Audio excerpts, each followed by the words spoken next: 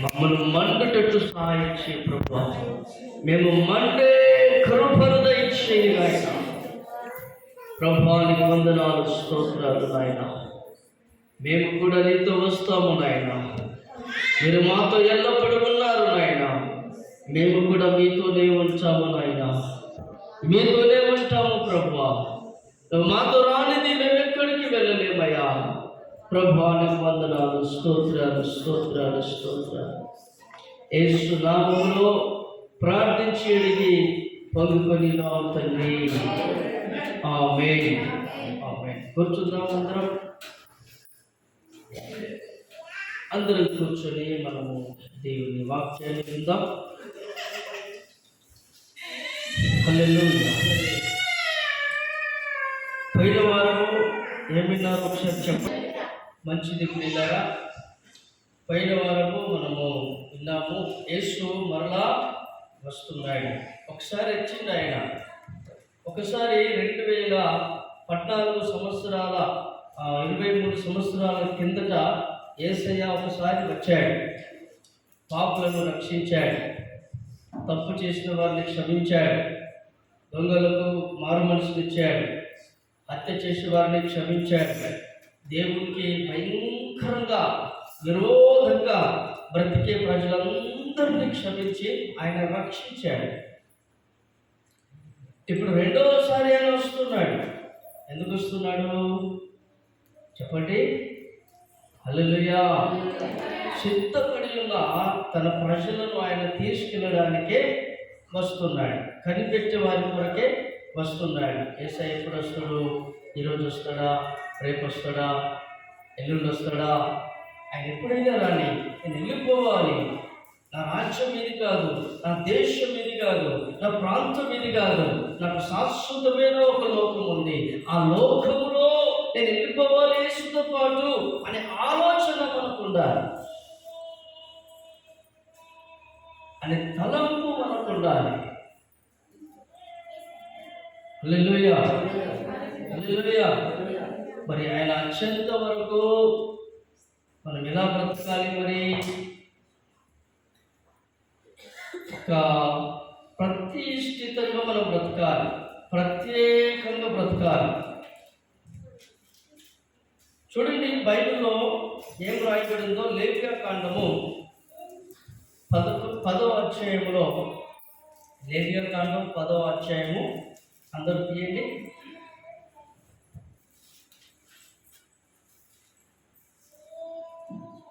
10వ వచనం చదవండి. 8 నుండి చదవండి. చదివే వారులేరా?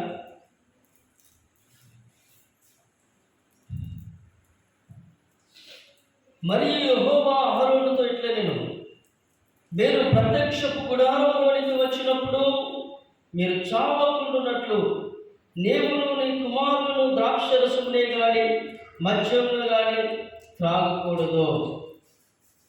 10వ వచనం, మీరు ప్రతిష్ఠింపబడిన దానిలో నుండి లౌకికమైన దానిని, అపవిత్రమైన దానిలో నుండి పవిత్రమైన దానిని వేరు చేయుటకును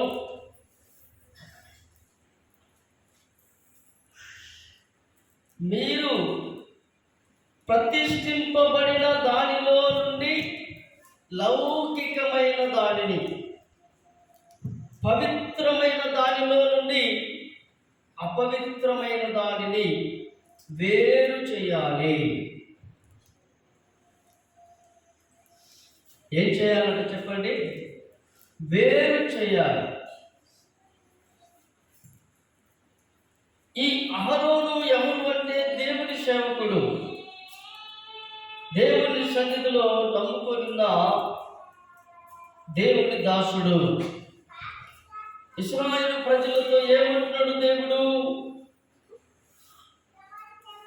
మనము ప్రతిష్ఠింపబడాలట, ప్రతిష్ఠింపబడాలి, వేరు చేయబడాలి, మనం ప్రత్యేకంగా బ్రతకాలి అని దేవుడు అంటున్నాడు. వేరుగా బ్రతకాలి అని దేవుడు అంటున్నాడు.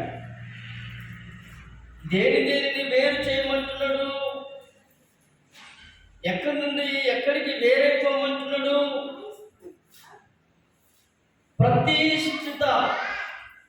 ప్రతిష్ఠిత దాంట్లో నుండి లౌకికమైన దానిని, లౌకికం అంటే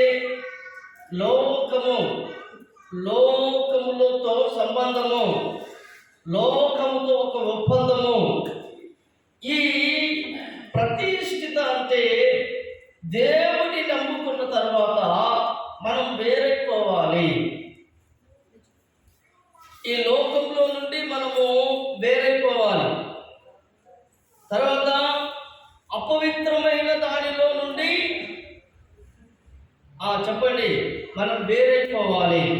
వేరు చేయమంటున్నాడు. రేపు రాకడలో కూడా ఇదే జరగబోతుంది. యేసయ్య మధ్యాకాశంలో వచ్చి ప్రతిష్ఠింపబడిన వారిని ఈ లోక సంబంధమైన వారిలో నుండి వేరు చేస్తాడు. అందుకోసమే మనం వేరైపోవాలి. వేరు చెయ్యము అంటున్నాడు. అపవిత్రమైన దానిలో నుండి పవిత్రమైన దానిని వేరు చేసేయి అంటున్నాడు. యేసు ప్రభువును నమ్ముకున్న తర్వాత మనము అందరి లెక్క మనము కాదు, మనం వేరుగా.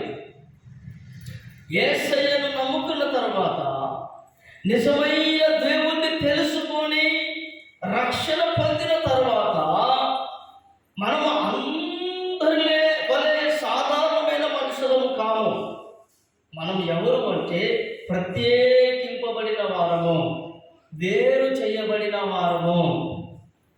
వేరు చేయబడిన చెప్పండి వారము. సముద్రంలో వల వేస్తారు. వల వచ్చినప్పుడు ఆ సముద్రంలో చేపలే పడతాయా? ఆ వల వేసేటప్పుడు ఏమేమి పడతాయి చెప్పండి?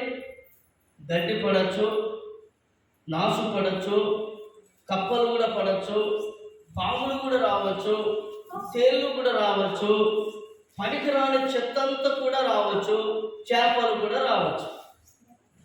ఇప్పుడు ఈ వలను ఆ చెరువులో వేసిన తర్వాత, ఆ చెరువులో నుండి బయటికి లాగిన తర్వాత ఈ బుట్టలో సంచిలో ఏం వేస్తారు చెప్పండి? చేపలనే వేస్తారా? పనికిరాని చెత్తంతా కూడా బుట్టలు వేసేస్తారా? చెప్పండి.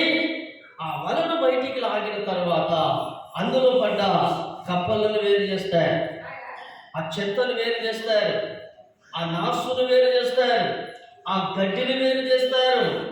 చేపలను మాత్రమే సంచులు వేసుకుంటాయి. అదే రకంగా మనము ఈ లోకంలో నుండి వేరైపోవాలి. మనం ప్రతిష్ఠించబడిన ప్రజలము.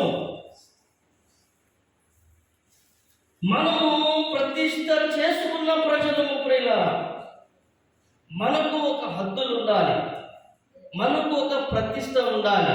ప్రతిష్ఠ అంటే ఏంటి చెప్పండి? ప్రతిష్ఠ అంటే సమర్పించుకోవడము, త్యాగం చేయడము. ప్రతిష్టలో నుండి లౌకికమైన దానిని, పవిత్రమైన దానిలో నుండి అపవిత్రమైన దానిని వేరు చేయాలి. రేపు రాకడలో యేసయ్య వచ్చి కూడా అదే చేయబోతున్నాడు. మనం కూడా ప్రత్యేకంగా బ్రతకాలి, వేరైపోయి బ్రతకాలి. ప్రియులారా, చూడండి 2 కొరింథీ 6వ అధ్యాయంలో ఆయన ఏమంటున్నాడు? ఒక మాట చదువుదాం. 2 కొరింథీ 6వ అధ్యాయంలో 18వ వచనం నుండి చదువుతున్నాడు.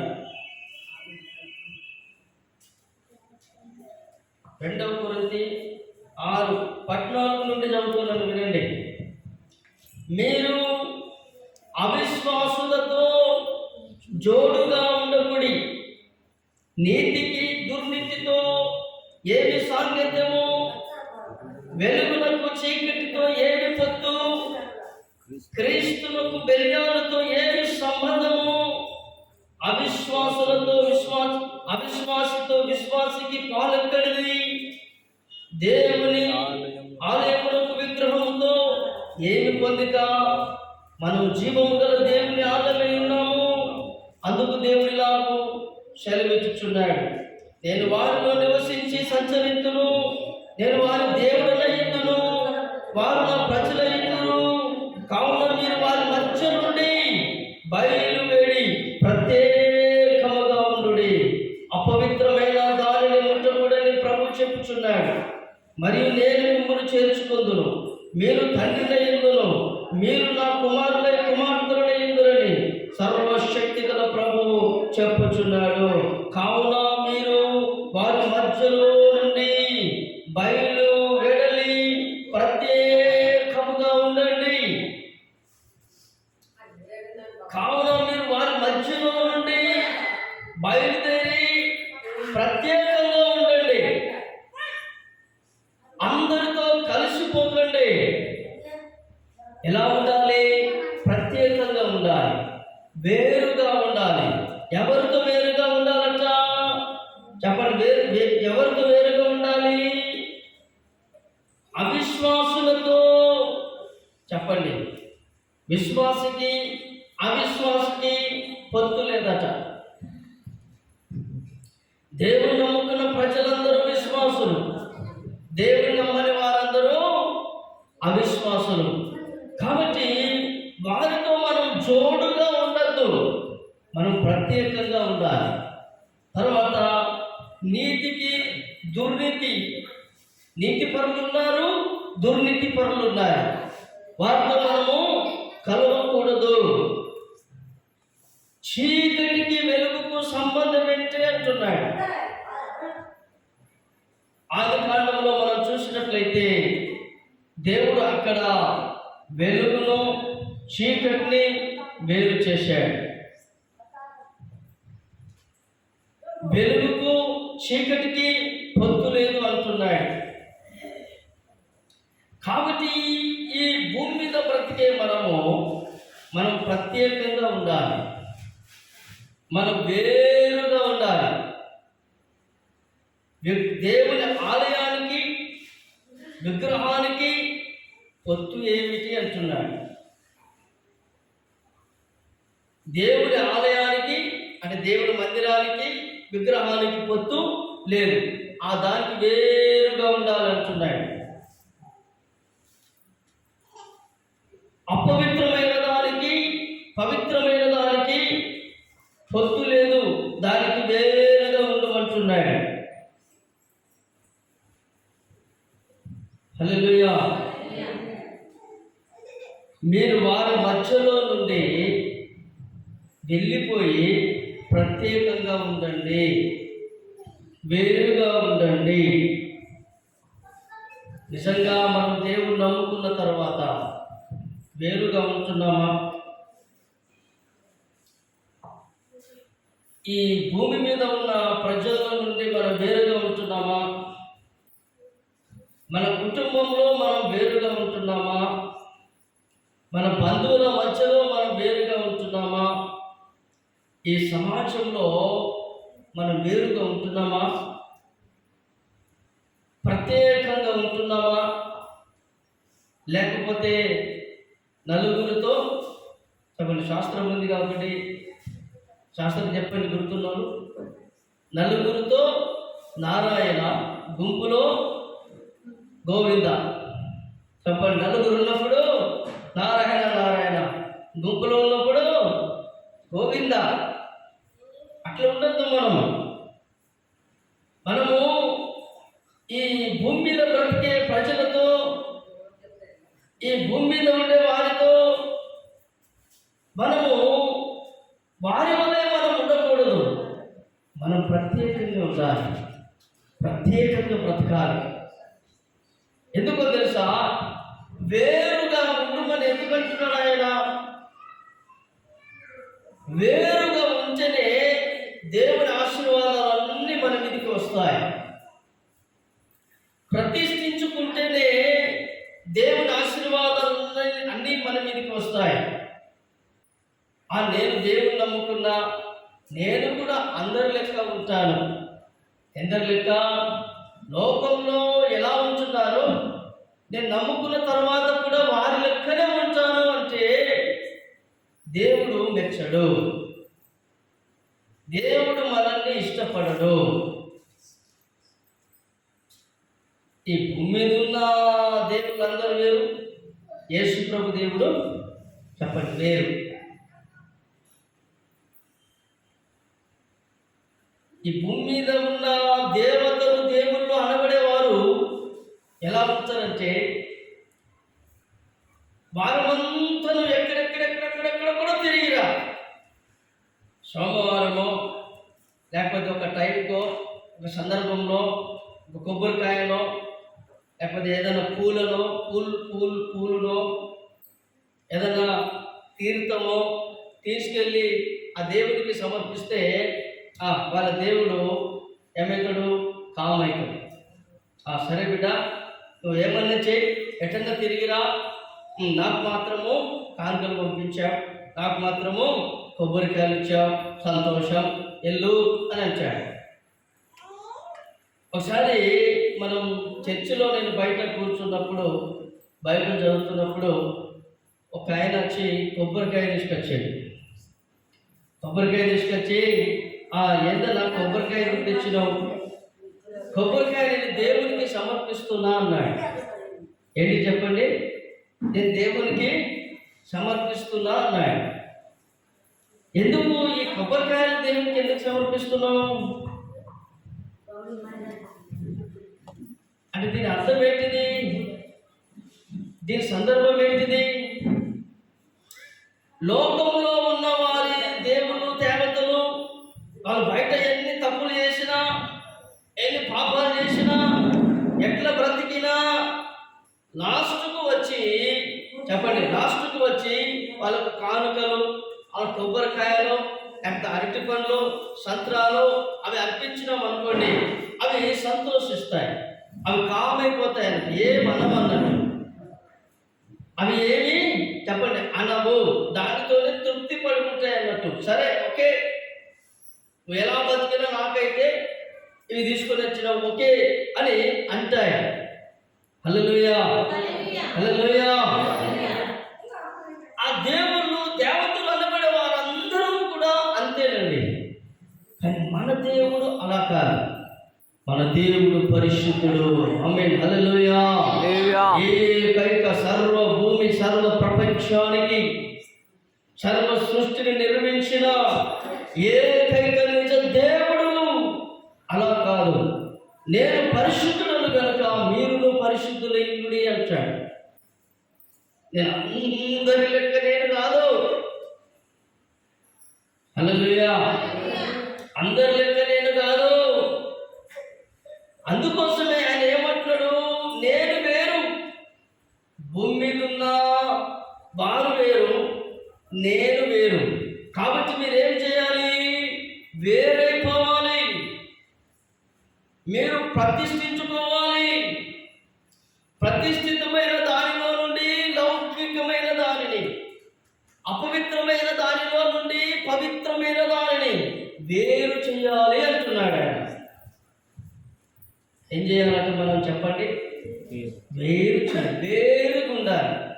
అందుకోసం ఆదివారం వస్తే మంచిగా తెల్లటి బట్టలు వేసుకుంటామని చెప్తానండి. హల్లెలూయా. లేకపోతే కొనుక్కోండి, తెల్ల పైపు తెల్లంగి కుట్టించుకోండి, తెల్ల చీరలు కొనుక్కోండి. ప్రతి ఆదివారం వచ్చేటప్పుడు తెల్లటి వస్త్రాలు కట్టుకోండి. ప్రతి ఆదివారం 2 జతలు కొనుక్కోండి. మామూలు చీరలు కొంటాం కదా, తెల్లటి వస్త్రాలు కొనుక్కోండి. ఎందుకు తెల్లటి వస్త్రాలంటే మనం ప్రత్యేకంగా కనిపించాలి, మనం ప్రత్యేకమైన వారము, వేరైపోవాలి. మనం ఈ లోకానికి మనకు మనం వేరైపోవాలి. చూడండి, వేరైపోతేనే మనకు ఆశీర్వాదాలు. అర్థమైందా? వేరైపోతేనే మనకు పరలోకం. అర్థమైందా? వేరైపోతేనే దేవుడి దగ్గరికి దిగి వస్తాడు. అర్థమైందా? నువ్వు వేరుగా ఉంటేనే దేవుడు ఏదైతే చేయాలనుకుంటున్నాడో చేశాడు. ప్రతిష్ఠిత అంటే ఒక సమర్పణ, ఒక త్యాగం. ప్రతిష్ఠిత అంటే ఏంటిది? ఒక సమర్పణ. నేను నగలు ఈ అలంకార వేసుకోను, నేను ఇలాగే ఉంటా దేవుడి కొరకు, అది ఒక ప్రతిష్ట. నేను దేవుడికి సేవ చేస్తా, మన లోకంలో కలవను, అందరి లెక్క నేను ఉండను, ఇది ఒక ప్రతిష్ట. నేను దేవుని నమ్ముకున్నాను, దేవుడి కొరకే చావైన బ్రతుకైనా బ్రతుకుతా, ఇది ఒక ప్రతిష్ట అన్నమాట, ఒక త్యాగం అన్నమాట. ఇక్కడ కొన్ని రోజులు భక్తి చేసి మళ్ళీ లోకంలో కలిసిపోయేది, ఇది ప్రతిష్ట కాదు. ఆమేన్, హల్లెలూయా. దేవుడు అబ్రహామును పిలిచాడు. బైబిల్లో అబ్రహామును పిలిచి ఏమన్నాడో తెలుసా? ఒక మాట చదువుదాం. ఆదికాండము 12వ అధ్యాయంలో, ఆదికాండం 12వ అధ్యాయంలో 1వ వచనం, 1 నుండి 3. యెహోవా నీవు లేచి నీ దేశము నుండి, నీ బంధువుల యొద్ద నుండి, నీ తండ్రి ఇంటి నుండి బయలుదేరి నేను చూపించు దేశములకు వెళ్ళుము. బయలుదేరుము, వేరే పొమ్ము. నిన్ను గొప్ప జనముగా చేసి నిన్ను ఆశీర్వదించి నీ నామమును గొప్ప చేయుదును. నీవు ఆశీర్వాదముగా నందువు. నిన్ను ఆశీర్వదించు వారిని ఆశీర్వదించదను, నిన్ను దూషించి వారిని శపించదను. భూమి యొక్క సమస్త వంశములు నీ యందు ఆశీర్వదింపబడునని అబ్రహాముతో అనగా, యెహోవా అతనితో చెప్పిన ప్రకారము అబ్రహాము వెళ్ళెను.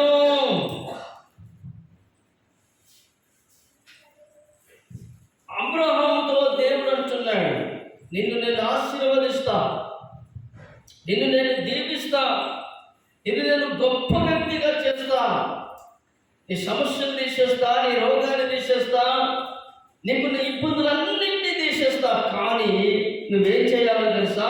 నువ్వు లేవాలి, నువ్వు లేవాలి, నువ్వు లేచి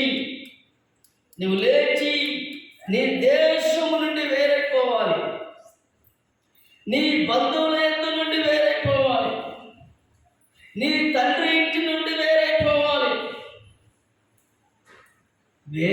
వేరుగా బ్రతకాలి. అంటే దీనికి అర్థమైంది, ఊళ్ళో నుంచి వెళ్ళిపోమని కాదు. నీ ఊర్లో నుండి నువ్వు వెళ్ళిపోయి ఏదో ఒక దేశంలో పోయి బ్రతుకు అని కాదు.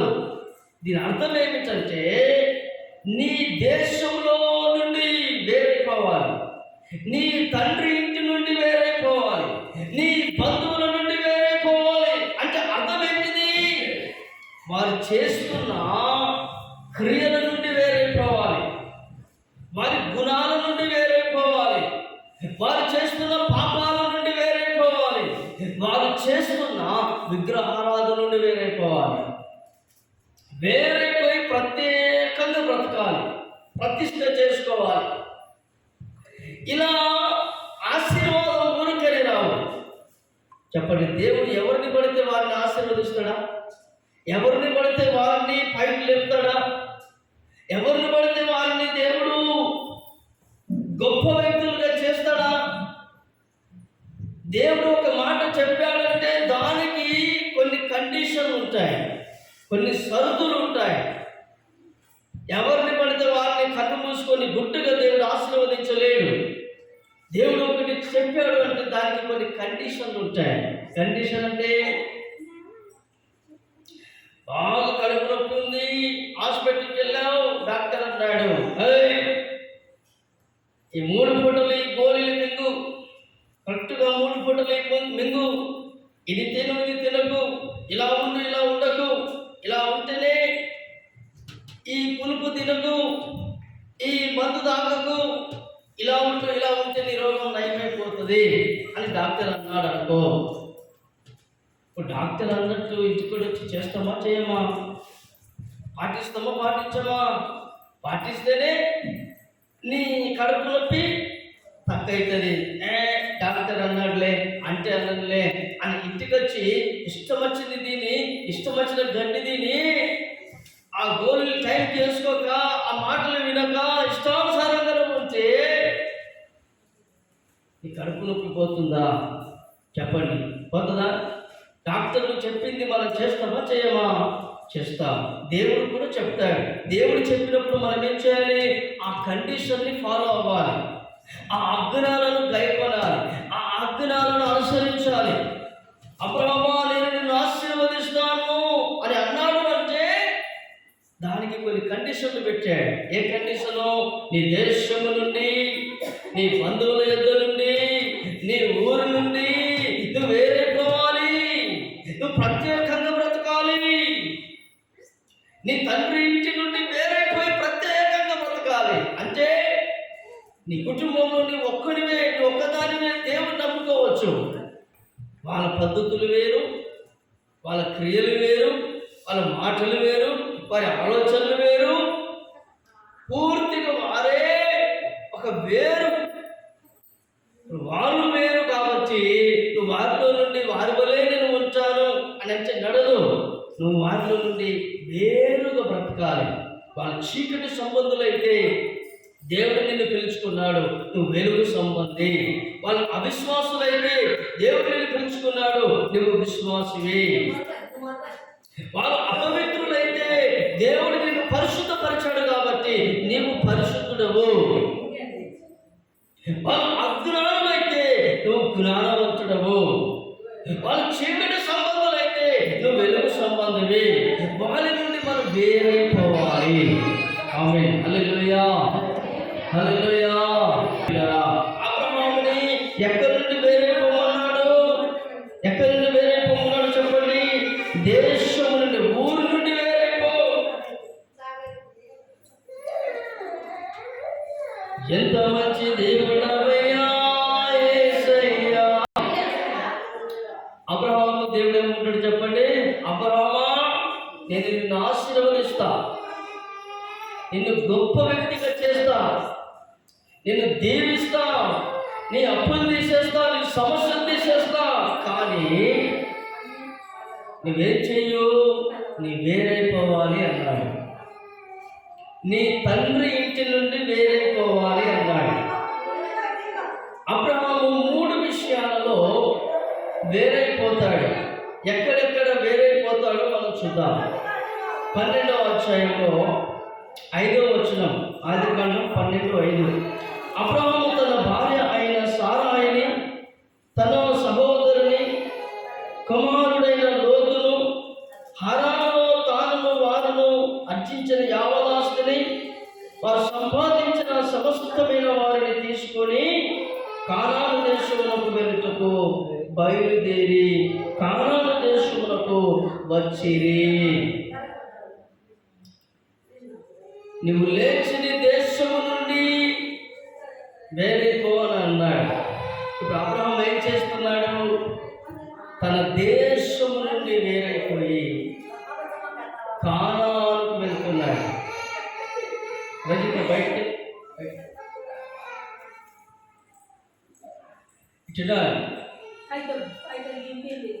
దేశం నుండి వేరైపో అంటున్నాడు.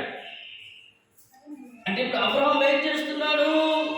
దేవుడు ఏ దేశం అయితే చూపించాడో ఆ దేశానికి వెళ్ళిపోతున్నాడు, వేరైపోతున్నాడు. ఆమేన్. హల్లెలూయా, హల్లెలూయా. ఇప్పుడు మనం ఏం చేయాలంటే వేరైపోము అనంటే ఈ దేశంలో కొన్ని క్రియలు ఉంటాయి, కొన్ని పాపాలు ఉంటాయి, దేవునికి నచ్చని అలవాట్లు ఉంటాయి. వాటన్నిటి నుండి మనం వేరైపోవాలి. వాటన్నిటి నుండి మనం ఏం చేయాలి? ఇప్పుడు వేరైపోయి మనల్ని మనం ప్రతిష్ఠించుకొని ఒక ప్రత్యేకంగా మనం బ్రతకాలి. తర్వాత ఆయన నీ బంధువుల యొద్ద నుండి వేరైపో అన్నాడు. హల్లెలూయా. బంధువుల యొద్ద నుండి చెప్పండి వేరైపో అన్నాడు. ఆదికాండము 13వ అధ్యాయంలో 5వ వచనం. ఈ 5వ వచనం చదువుతున్నాం వినండి. అబ్రహాము కూడా వెళ్ళిన లోతును గొర్రెలు, గొడ్లు, గుడారములు ఉండెను కనుక వారు కలిసి నివసించుటకు ఆ ప్రదేశం చాలకపోయాను. ఎందుకనగా వారి ఆస్తి వారు కలిసి నివసించినంత విస్తారమైందెను. అప్పుడు అబ్రహాము పశు లోతు పశువుల కాపరులకును కలహము పుట్టెను, గొడవలు వచ్చినాయి. ఆ కాలమందు కనానీయులు పెరిజీలు ఆ దేశంలో కాపురం ఉండేది. కాబట్టి అబ్రహాము, మనం బంధువులము గనుక నాకును నీకును నా పశువుల కాపరులకును నీ పశువుల కాపరులకును కలహం ఉండకూడదు. కాబట్టి ఇదిగో నీవు నేను వేరైపోవాలి అంటున్నాడు. నువ్వు కుడి వైపున వెళ్తే నేను ఎడమ వైపున వెళ్ళిపోతాను అంటున్నాడు. నీవు నేను వేరైపోవాలి. అక్కడ గొడవ ఎందుకు పుట్టింది చెప్పండి, కలహం ఎందుకు పుట్టింది అక్కడ చెప్పండి. అబ్రహాము కాపరులకును లోతు కాపరులకు గొడవ ఎందుకు వచ్చింది అక్కడ, కలహం ఎందుకు వచ్చింది అక్కడ? మనము వేరైపోవలసిన చోట వేరు కాకపోతే దేవుడే కొన్నిసార్లు గొడవలు పెట్టి మనల్ని దూరం చేస్తాడు. హల్లెలూయా, హల్లెలూయా. మన బంధువుల నుండి మనం వేరైపోవాలి. మన బంధువుల అలవాట్లు క్రియల నుండి మనం వేరైపోవాలి. వాళ్ళ సంప్రదాయాల నుండి, వాళ్ళ ఆచారాల నుండి, వాళ్ళ కట్ల నుండి మనం వేరైపోవాలి. ప్రత్యేకంగా మనం బ్రతకాలి. మేము యేసు ప్రభువుని నమ్ముకున్న తర్వాత మా ఇంటికి బంధువులు వచ్చడం బంద్ అయిపోయింది, చుట్టాలందరూ బంద్ అయిపోయింది. ఎందుకు? వాళ్ళ ఇంటికి వెళ్తే ఎప్పుడు యేసు యేసు, దేవుడు దేవుడు దేవుడు అంటారు. తినేది దొరకదు, తాగేది దొరకదు. చెప్పండి, లోకం లెక్క ఎంజాయ్ మనకు దొరకదు. వాళ్ళ ఇంటికి పోడు కూడా వేస్ట్ అని వాళ్ళే కొంతమంది మానేశారు.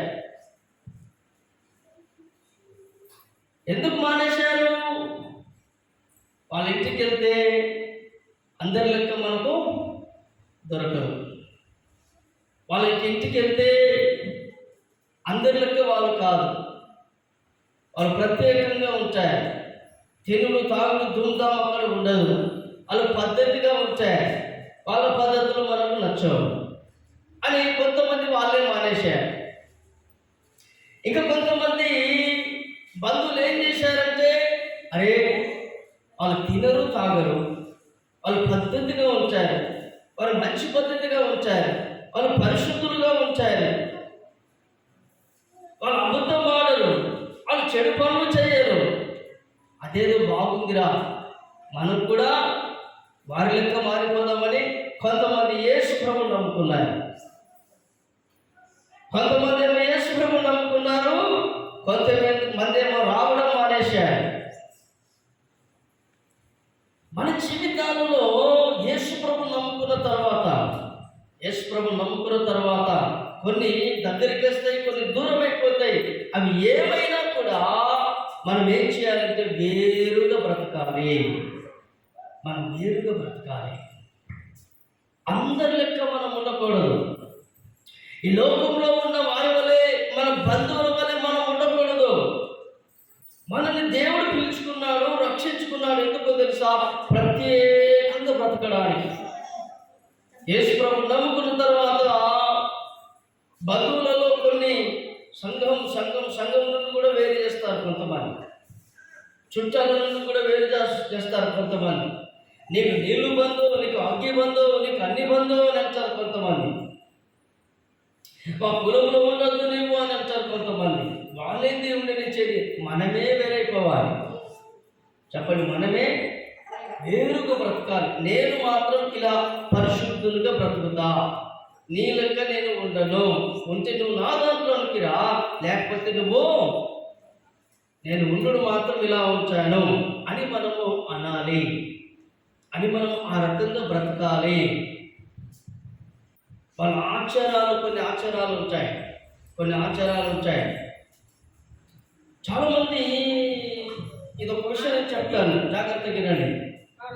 చాలామంది పండుగలు చేసుకుంటారు, భయంకరంగా విగ్రహారాధన చేస్తారు కొంతమంది. ఇంకా కొంతమంది చాలా బలులు కోస్తూ ఉంటారు.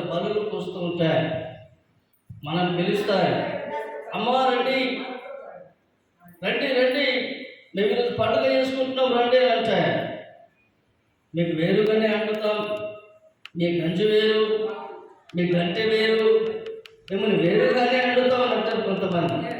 హల్లెలూయా, హల్లెలూయా. అటువంటి చోటికి కొన్నిసార్లు మనం పోకపోవడమే మంచిది. ఎందుకో తెలుసా? వారు భయంకరమైన విగ్రహారాధన చేసినప్పుడు దేవుని యొక్క శాపం వారి మీద ఉంటుంది. ఆ టైంలో, ఆ ఏరియాలో, ఆ ప్రదేశంలో మనం పోయినప్పుడు ఏమవుతుందంటే ఆ శాపాలు మన మీదకి వచ్చేస్తాయి. ఎందుకంటే మనం ప్రత్యేకించబడిన వారం కదా, ప్రత్యేకంగా దేవుని నమ్ముకున్న ప్రజలము కదా. మనం ప్రత్యేకంగా ఉండడానికి ప్రయత్నం చేయాలి.